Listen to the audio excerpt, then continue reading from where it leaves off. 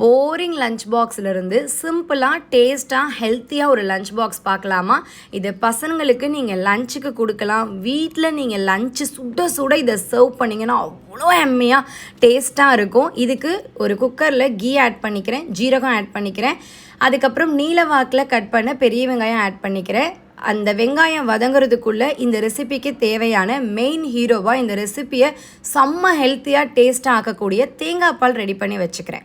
So வெங்காயம் வதங்கினதுக்கப்புறம் இஞ்சி பூண்டு பேஸ்ட்டை ஆட் பண்ணி பச்சை வாசனை போனதுக்கு அப்புறமா புதினா கொத்தமல்லி ஆட் பண்ணிக்கிறேன், பச்சை மிளகாய் ஆட் பண்ணிக்கிறேன். இந்த ரெசிபிக்கு காரம் பச்சை மிளகாய் மட்டும்தான்.